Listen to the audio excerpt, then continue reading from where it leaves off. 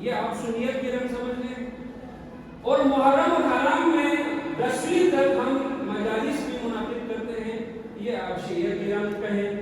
یہ ایک اور مجتہد ہمارے مجتہد ہیں جن کو ہم اپنا مجتہد سمجھتے ہیں، جس طرح امام ابو حنیفہ رحمۃ اللہ علیہ کو اور حنفی جو ہے اپنا امام مانتے ہیں. اس طرح نوربخشی جو مسلک ہے، ہم شاہ سید محمد نوربخش نور اللہ مقام ہو جو سن 816 ہجری میں پیدا ہوئے تھے، ان کی ایک فکر ہے وہ انشاءاللہ آپ کے خدمت میں پیش کروں گا. اس کا میں نے ترجمہ بھی کیا عربی سے اردو میں.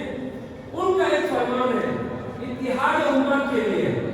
آپ فرماتے ہیں میری نظر میں مسلمان، دیکھو ہر بندے کی نظر میں مسلمان کی تعریف الگ الگ ہے. فلاں کہتا ہے مسلمان میری نظر میں وہ جو فلاں کو مانتا ہو، فلاں کو نہیں مانتا ہو. سید محمد نوربخش مسلمان کی تعریف اس طرح کرتے ہیں، المسلم من یصلی متوجہا الی القبلہ.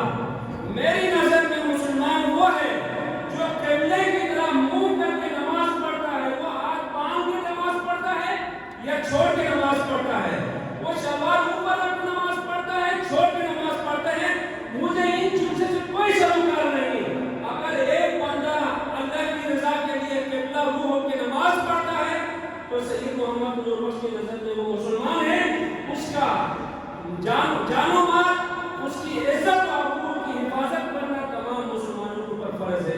میں مسلک نوربخش کے بارے میں مختصر تعارف کے لیے میں جناب علامہ سید مشارف حسین کو دعوت دینے سے پہلے میں ایک نونہال ہے ہمارے برادری کے ایک طرح سے